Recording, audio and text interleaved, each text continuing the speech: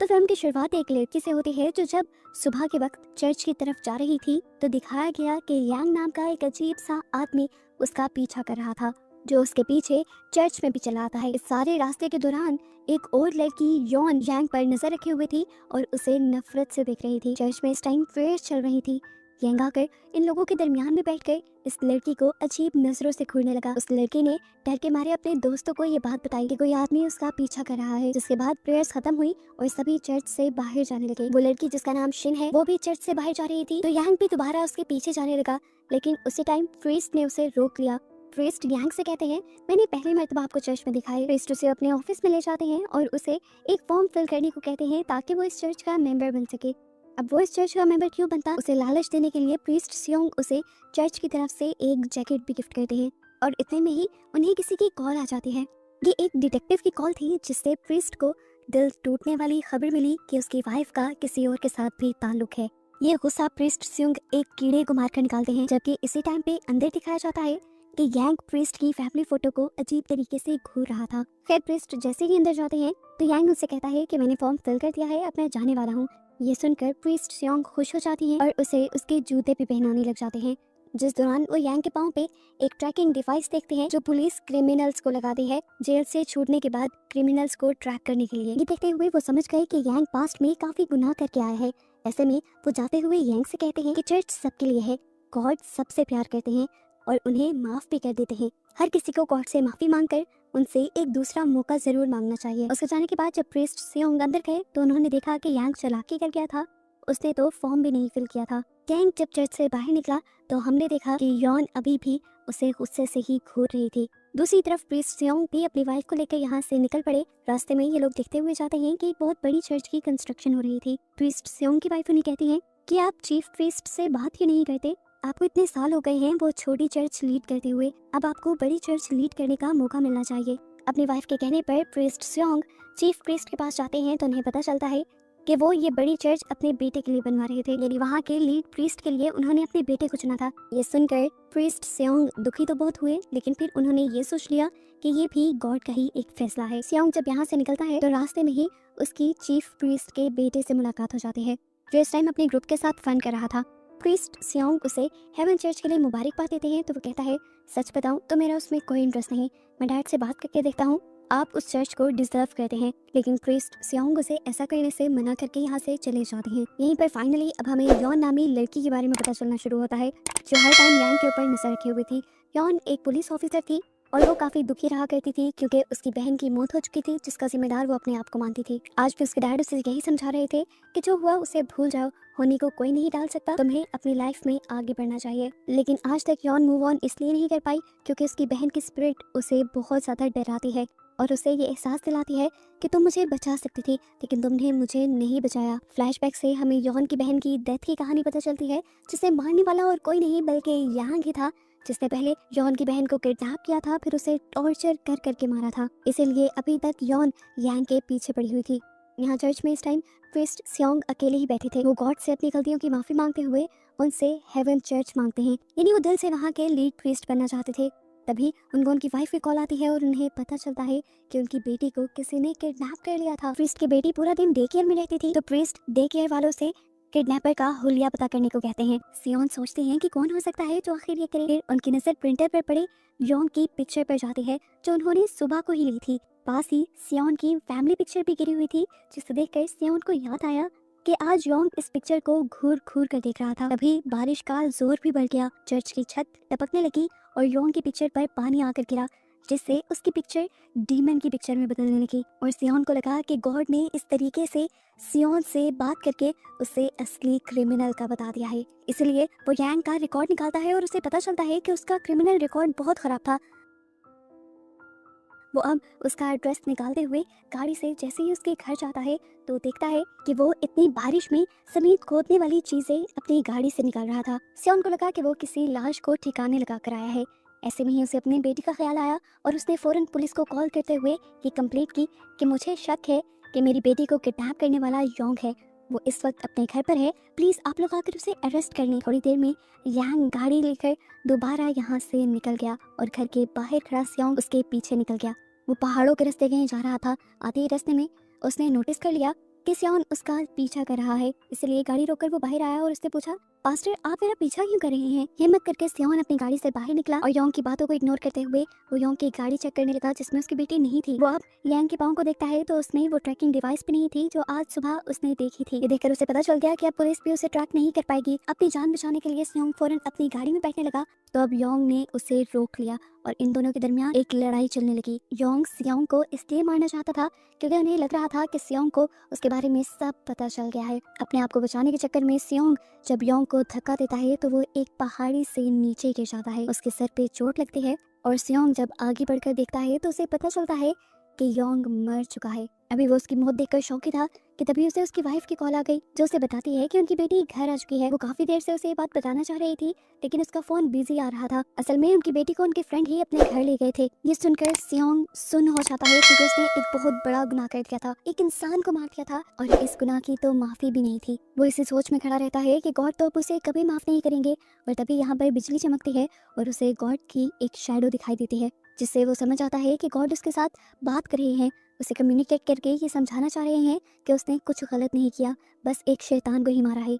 इससे सोसाइटी का ही भला हुआ है वरना पता नहीं यांग कितने लोगों को नुकसान पहुंचा देता। यहाँ पर सियोंग अब यहाँ सियोंग योंग के जिस्म से चर्च की दी हुई जैकेट उतार कर उसे पानी के अंदर फेंक देता है। अगले सीन में दिखाया जाता है कि योन अपनी बहन के सदमे से बाहर निकलकर दोबारा अपनी जॉब पे आ चुकी थी, लेकिन उसकी अच्छी किस्मत कहें या बुरी किस्मत, उसे आते ही पहला केस योंग को पकड़ने का मिलता है क्योंकि योंग 2-3 दिन से गायब था और उसके साथ साथ ही एक लड़की शिन भी गायब थी जिस लड़की को हमने मूवी के स्टार्ट में देखा था। पुलिस बताती है कि शिन के सभी दोस्तों का ये कहना है कि उन्होंने योंग को शिन का पीछा करते हुए देखा है। योंग ने अपनी ट्रैकिंग डिवाइस भी तोड़ दी है जिससे उसे ट्रैक करना भी मुश्किल होता जा रहा है। साथ ही रात में पुलिस ने भी यांग के खिलाफ कंप्लेन की थी कि उसकी बेटी को यांग ने ही किडनैप किया है, यानी यांग ने एक ही रात में 2 क्राइम कर दिए थे। अब योन और उसकी टीम यांग की खोज करने के लिए चली जाती है और ये लोग सबसे पहले उसी के घर की तलाशी लेते हैं जहाँ वो देखते हैं कि यांग ने अपने घर की एक बड़ी सी दीवार पे डेमन आई की एक बड़ी सी पिक्चर बनाई हुई थी और ये आग यहाँ पर इंसानों की सोल को अपनी तरफ खींच रही थी। यहाँ हम सियोंग को चर्च में बैठा हुआ देखते हैं। वो रो रो के गॉड से माफिया मांग रहे थे और कह रहे थे कि प्लीज पुलिस को इस बारे में कुछ पता नहीं चलना चाहिए। अभी उनका ये कहना ही था कि यहाँ पर पुलिस आ गई, यानी योन और उसकी टीम। वो उसे सिर्फ ये पूछने आए थे कि कल रात आपने अपनी बेटी के बारे में योन के खिलाफ कंप्लेन की थी। यहाँ पर सियोंग आधा झूठ और आधा सच बोलते हैं और कहते हैं कि कल रात वो अजीब तरीके से मेरी फैमिली पिक्चर को देख रहा था। मुझे उसके क्रिमिनल रिकॉर्ड्स के बारे में भी पता था, इसीलिए मुझे शक हुआ कि उसने मेरी बेटी को किडनैप किया है। मैं उसके घर भी गया जहाँ मैंने देखा कि वो अपनी गाड़ी से ऐसा सामान निकाल रहा था जैसे वो किसी लाश को ठिकाने लगा कर आया हो। लेकिन उसी टाइम पर मुझे मेरी वाइफ की कॉल आ गई जिसने मुझे बताया कि हमारी बेटी मिल गई है। ये सुनकर मैं वापस घर चला गया और उसके बाद क्या हुआ मुझे नहीं मालूम। अब ऑफिसर उनसे कहकर जाते हैं कि अगर आपको कुछ भी पता चले तो आप हमें ज़रूर बताइएगा क्योंकि पिछले 2 दिन से आपकी चर्च में आने वाली शिन नाम की लड़की गायब है जिसका पता सिर्फ योन को ही है। योन जो इस चर्च को पूरी तरह से देख रही थी, उसे प्रिंटर में योन की वही पिक्चर मिलती है जिसके ऊपर पानी गिरा हुआ था और साथ ही उसे प्रीस्ट सियोंग के वो जूते भी दिखते हैं जिसके ऊपर पहाड़ी मिट्टी लगी हुई थी। खैर यहाँ पर हम प्रीस्ट सियोंग को देखते हैं जिन्हें अभी भी बहुत ज़्यादा गिल्ट खाया जा रहा था। वो अब चीफ प्रीस्ट के पास चले जाते हैं अपना कन्फेशन करने के लिए, जहाँ पर वो देखते हैं कि चीफ प्रीस्ट भी बहुत ज़्यादा परेशान है क्योंकि उनके बेटे ने चर्च की ही एक मेंबर के साथ दोस्ती बढ़ा ली थी और उस लड़की ने उन दोनों की पिक्चर्स एक प्राइवेट वेबसाइट पर अपलोड कर दी थी जिसकी वजह से चीफ प्रीस्ट की बहुत ज़्यादा बदनामी हो रही थी। इसीलिए वो अपने बेटे को भी यहाँ से दूर साउथ कोरिया भेजने वाले थे। चीफ प्रीस्ट उनसे कहते हैं कि मैंने हेवन चर्च के लिए किन्हीं नई और बड़ी चर्च के लिए बहुत सारे ख्वाब देखे थे, लेकिन मेरे बेटे ने सबको तोड़ दिया और अब मैं उस नतीजे पे पहुंचा हूँ कि उस चर्च का लीड प्रीस्ट तुम्हें ही बना देना चाहिए। ये सुनकर वो बहुत ज्यादा खुश हो गया और उसे एहसास हुआ कि उसने गॉड के कहने पर जैसे ही एक डेविल को, एक शैतान को मारा यानी योंग को मारा, तो तोहफे में गॉड ने उसे इतनी बड़ी चर्च दे दी और इस टाइम उसे इस चर्च में भी गॉड की एक परछाई नजर आती है।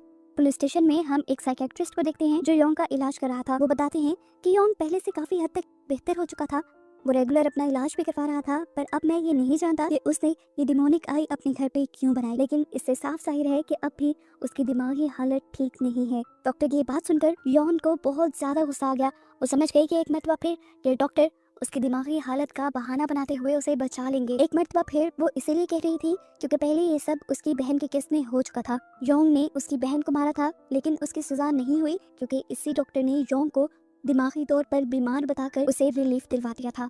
डॉक्टर ने कोर्ट को ये भी सफाई दी थी कि अगर उन्हें किसी मुजरिम को पकड़ना ही है तो वो योंग के डैड को पकड़े, जिन्होंने योंग पर बचपन में बहुत ज़्यादा टॉर्चर करके उनकी ये हालत की है। असल में योंग ने योन की बहन को मारा नहीं था, सिर्फ टॉर्चर किया था, लेकिन टॉर्चर होने की वजह से वो योंग और सभी आदमियों से बहुत ज़्यादा डरने लगी थी और इस डर को ख़त्म करने के लिए ही उसने सुसाइड कर ली थी। कोर्ट से निकलते हुए योन ने कोर्ट से कहा भी था कि कोर्ट कैसे किसी मुजरिम को ये कहते हुए सजा नहीं देती कि वो बीमार है, लेकिन क्राइम तो उसने किया होता है ना। उसकी रोती पिटती हालत को देखते हुए उसके साथ ही उसे यहाँ से ले गए थे। खैर सीन्स दोबारा प्रेजेंट में आते हैं और हम योन को देखते हैं जो दोबारा डॉक्टर से मिलती है। वो उससे कहती है आप एक मरतबा फिर योन को बचाना चाह रहे हैं, लेकिन हमें शिन को बचाना है। तो डॉक्टर कहते हैं कि अगर तुम्हें शिन को बचाना है तो तुम योन को समझो, उसी के जरिए तुम्हें शिन का पता चलेगा। मैं सिर्फ एक डॉक्टर हूँ और इंसानों की दिमागी हालत जांच सकता हूँ। यहाँ पर चर्च में हम देखते हैं कि प्रीस्ट सियोन के पास शिन की मॉम आती हैं और उनसे अपनी बेटी के लिए प्रे करने को कहती हैं।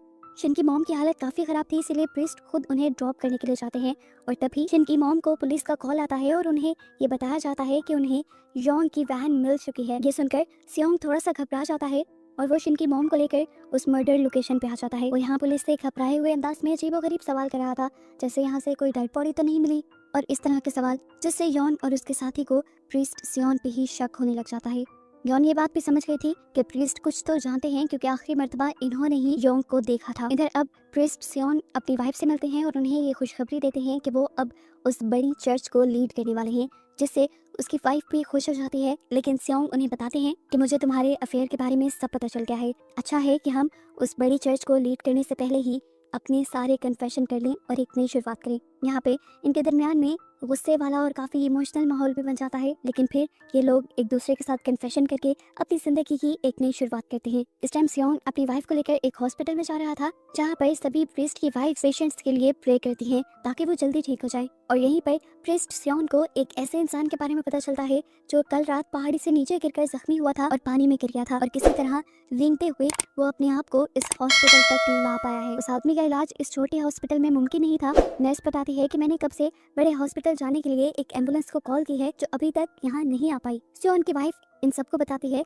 कि हमने रास्ते में देखा है, एम्बुलेंस तो रास्ते में ही फंसी हुई है। यहाँ पर सियोन सोचता है कि गॉड ने एक मरतबा फिर उसे बचा लिया, जो बड़ा गुनाह उससे होने वाला था, गॉड ने उस गुनाह से ही उसे बचा लिया। वो अब योंग को देखने के लिए उसके रूम में जाता है। योंग के पास जाने पर सियोन सुनता है कि वो बेहोशी में भी यही बोल रहा था कि प्रीस्ट सियोन ने मुझे मारने की कोशिश की, जो सुनकर वो डर भी जाता है और एकदम से योंग को होश पे आ जाता है। सियोंग को समझ नहीं आ रहा था कि वो क्या करे, तभी उसे बादलों में एंजल नजर आते हैं। इसे भी वो गॉड का एक इशारा समझता है और योंग को यहाँ से लेकर फरार हो जाता है। पुलिस को भी योंग के बारे में ये खबर मिल चुकी थी कि वो इस छोटे हॉस्पिटल में था। पुलिस भी जब यहाँ आती है तो ये सब ये देखकर परेशान हो जाते हैं कि योंग तो यहाँ पर था ही नहीं। यानी यहाँ पर सियोन की वाइफ को भी देख लिया था और वो समझ गई थी कि जरूर सियोन ही योंग को लेकर यहाँ से भागा होगा, और ये सच भी था। सियोन उसे एक खाली बिल्डिंग में ले जाकर बांध देता है और उससे बताता है कि पता नहीं क्यों गॉड बार बार मुझे तुम्हारे पास ले आते हैं। असल में गॉड चाहते हैं कि मैं तुम्हें मार दूं, क्योंकि तुम एक डीमन हो और सोसाइटी के लिए एक खतरा हो। अभी तो तुम्हें मैंने बांध के रखा हुआ है, लेकिन तुम्हें मारना है या नहीं ये मैं गॉड के अगले मैसेज के बाद बताऊंगा। अब योंग सियोन से कहता है कि अगर तुमने मुझे मार दिया तो तुम्हें शिन का पता कभी नहीं चल पाएगा। वो सियोन से कहता है कि अच्छा ये है कि तुम मुझे पुलिस के हवाले कर दो और मैं तुम्हें शिन की लोकेशन बता दूंगा। सियोंग इतना भी बेवकूफ नहीं था, वो जानता था कि योंग यहाँ से जाते ही पुलिस के सामने उसके खिलाफ मुंह खोल देगा। गुस्से में सियोन अब उसे पीटने लग जाता है और उससे शिन की लोकेशन पूछने लगता है। ये देखते हुए योंग उससे कहता है कि डीमन मैं नहीं, डीमन तुम हो, तुम अपनी हालत तो देखो। आखिर जब योंग नहीं बोलता तो सियोन यहाँ से चला जाता है, क्योंकि उसे आज चर्च में शिन के लिए प्रे करनी थी, जहाँ बहुत सारे लोग भी आए हुए थे। यहाँ पर योंग अब पास्टर के बारे में ही सर्च कर रही थी और उसे याद आया था कि कल उसने पास्टर के जूते देखे थे जिनमें बहुत ज्यादा पहाड़ों की मिट्टी लगी हुई थी, और ऐसा तभी मुमकिन था कि वो पहाड़ों में जाए। जरूर उन्होंने पहाड़ों में जाकर योंग के साथ कुछ किया होगा। योंग को याद आता है कि कल सियोन के जूतों पे पहाड़ों की मिट्टी लगी थी और योंग का भी पहाड़ों से गिरकर एक्सीडेंट हुआ था, तो इन दोनों के दरमियान में कोई कनेक्शन जरूर हो सकता था। वो अब चर्च के बाहर आकर सियोन की गाड़ी के टायर चेक करती है, जहाँ पर मलबरी फ्रूट्स लगे हुए थे, जिसके बारे में जब वो सर्च करती है तो उसे मलबरी फार्म्स के बारे में पता चलता है, जहाँ की एक बिल्डिंग खाली थी, और वहाँ जाने पर उसे सच में योंग मिल भी जाता है। यहाँ सियोन जब चर्च में प्रे करवा रहा था तो बाइबल पढ़ते हुए उसे गॉड का एक और मैसेज मिल गया कि योंग डीमन है, उसे मार दो। ये सुनकर वो बहुत ज्यादा जोश में आ जाता है। यहाँ दूसरी तरफ योन यांग को मारने वाली थी, क्योंकि उसके दिल में योंग के लिए बहुत ज्यादा गुस्सा था। यहाँ पर उसकी बहन की स्पिरिट भी यॉन से योंग को मार देने को कहती है, लेकिन वो अपना ट्रिगर नहीं दबा पाती। और तभी योंग उसे ये भी बता देता है कि शिन अभी तक जिंदा है। वो उसे खूब पीटती है ये पूछने के लिए कि शिन को तुमने कहाँ रखा, लेकिन योंग बताता है कि मैं तुम्हें नहीं बताऊंगा, तुम मुझे पुलिस के पास लेकर जाओ, फिर ही मैं तुम्हें ये बात बताऊंगा। इतनी देर में यहाँ पर सियोन आ जाता है, जो पीछे से योन के भी सर पे वार करते हुए उसे गिरा देता है और फिर उसे भी बांध देता है। यहाँ पर योन उससे कहते हैं, तुम गलत कर रहे हो, अभी भी वक्त है, तुम अपने आप को पुलिस के हवाले कर दो, तुम्हें कम सजा मिलेगी। और शिन वैसे भी अभी जिंदा है, अगर हमने इसे मार दिया तो हमें शिन का पता नहीं चलेगा। तब सियोन उसे कहता है, शिन कब की मर चुकी है और ये मुझे गॉड ने बताया है, ये सिर्फ अपनी जान बचाने के लिए हमें ट्रैप करने की कोशिश कर रहा है। वो शिन के जिंदा होने का बताकर अपने आप को बचाना चाह रहा है। हालांकि मैंने खुद उस दिन इसे ऐसी चीजें लाते हुए देखा था जैसे वो किसी की लाश दफना के आ रहा हो। यही बातों बातों में सियोन को ये बात भी पता चलती है कि यॉन की बहन को भी योंग नहीं मारा था। इसके बावजूद भी अगर योंग को बचाना चाह रही है तो जरूर उसके अंदर भी डीमन आ चुका है। अभी वो यही बातें सोच ही रहा था कि तभी पीछे से आकर योंग ने सियोंग के ऊपर ही हमला कर दिया और यहाँ पर यॉन ने भी योंग की मदद की। योंग की जान बचाने के लिए उसने सियोंग को हथकड़ी लगा दी, क्योंकि उसे अभी योंग से शेन का पता चल पाना था। यही पर अफरा तफरी सी मच जाती है और किसी चीज में फंसकर योंग की व्हील चेयर पीछे की तरफ मुड़ने लग जाती है। तेजी से वो बिल्डिंग से नीचे की तरफ आ जाता है। योन उसे बचाना भी चाह रही थी, लेकिन वजन बहुत ज्यादा था। गिरने से पहले उसने आखिरी मर्तबा योन को बस इतना ही बताया कि शिन को वन आई मॉन्स्टर खा चुका है। यानी प्रीस्ट सच बोल रहे थे कि गॉड ने उन्हें सारी बातें बताई हैं और ये शिन को मार चुका है। यहाँ पर पास्टर सियोन को अरेस्ट कर लिया जाता है और उनसे इन्वेस्टिगेशन की जाती है कि तुमने योंग को क्यों पकड़ा और उसे 2 बार मारने की कोशिश क्यों की। तो वो यही बताते हैं कि मुझे गॉड का ऐसा ही ऑर्डर मिला था। ट्विस्ट ये दिखाया जाता है कि शेन अभी जिंदा थी और वो एक ऐसे घर में थी जिसे अभी तबाह किया जा रहा था, जबकि दूसरी तरफ योन जो इस केस की इन्वेस्टिगेशन कर रही थी उसे साइकियाट्रिस्ट एक बीमारी के बारे में बताते हैं जिसमें लोगों को अजीबोगरीब चीज़ों से ऐसे लगता है कि जैसे उन चीज़ों का कोई मतलब है, हालांकि उन चीज़ों का कोई मतलब नहीं होता। यही बीमारी प्रीस्ट सियोन को भी हो गई थी, जिसकी वजह से उन्हें हर चीज़ में गॉड नजर आ रहे थे और वो चीज़ों को गॉड का ऑर्डर मान रहे थे। इसके बाद योन को डॉक्टर की बात याद आती है कि अगर तुम्हें शिन को ढूंढना है तो तुम्हें योंग को समझना होगा। वो योंग के बारे में डॉक्टर से पूछती है तो डॉक्टर उसे बताते हैं कि योंग को बचपन में उसके डैड बहुत ज़्यादा टॉर्चर किया करते थे, इसलिए उसे हर चीज़ में डीमंस नजर आने लगे थे। उसको वो एक ऐसी एटिक में रखते थे जहाँ पे एक गोल्ड विंडो थी जिसको वो डीमन आई मानने लगा। फौरन उसे याद आया कि योंग ने उससे कहा था कि शिन को वन आई डीमन खा गया, यानी जरूर वो उसी घर में होगी जहाँ पे योंग पहले रहा करता था। ये जानकर वो फौरन अपनी बैकअप टीम को कॉल करती है और उन घरों में लेकर जाती है जहाँ पर योंग पहले रहा करता था और जिस घर को अब ये लोग तबाह करने ही वाले थे। लेकिन उससे पहले ही जाकर यांग वहाँ से शिन को बचा लेती है। शिन इस टाइम उसी एटिक में थी जहाँ पर कभी योंग रहा करता था। फाइनली शिन को बचाने के बाद योन आती है प्रीस्ट के पास और वो प्रीस्ट को बताती है कि हमने शिन को जिंदा पकड़ लिया। ये सुनकर प्रीस्ट बहुत ज़्यादा हैरान होते हैं और उसे कहते हैं कि मुझे तो गॉड ने बताया था कि वो मर गई। तब वो प्रीस्ट को उसकी बीमारी के बारे में बताती है, जो बीमारी दिमाग से जुड़ी हुई है और इस बीमारी में लोगों को हर बेमायने दिखने वाली चीज़ में भी मायने नजर आने लगते हैं और यही सियोन के साथ हो चुका था। वो उसे बताती है कि आप जिन्हें गॉड के रेवोल्यूशंस मान रहे थे वो सिर्फ आपकी एक बीमारी थी। बीमारी ने अभी ज़्यादा जोर नहीं पकड़ा था। प्रीस्ट सियोन भी अपनी इस कंडीशन को समझ गए और उन्होंने अपने गुनाहों का भी कन्फेशन कर लिया और ख़ुद अपनी मर्जी से जेल में रहने का फैसला किया। हालांकि बीमारी की वजह से उनको छूट भी मिल सकती थी। जेल में दोबारा उन्हें दीवार पर गॉड की पिक्चर नजर आती है, लेकिन वो दीवार को साफ करने लग जाते हैं क्योंकि वो समझ गए थे कि ये बस उनकी बीमारी है। जबकि दूसरी तरफ योन को जो मसला था कि उसे अपनी बहन की स्पिरिट नजर आती थी, तो डॉक्टर उसे बताते हैं कि वो असल में तुम्हारी बहन की स्पिरिट नहीं है, वो तुम्हारा ही गिल्ट है जो तुम्हें उसकी स्पिरिट की शक्ल में नजर आता है। योन भी ये बात समझ गई और उसने अपने दिल से इस गिल्ट को निकाल दिया कि उसकी बहन की मौत के पीछे वो खुद है और इस तरह उसे भी वो स्पिरिट नजर आना बंद हो गई। और ऐसे ये मूवी यहाँ खत्म हो जाती है इस सबक के साथ कि गलत सोच कभी भी गॉड रेवोल्यूशन नहीं हो सकती, गॉड का मैसेज नहीं हो सकती। किसी को मारना एक जुर्म था जिसकी सजा प्रीस्ट काट रहे थे और यहीं पर मूवी का एंड हो जाता है।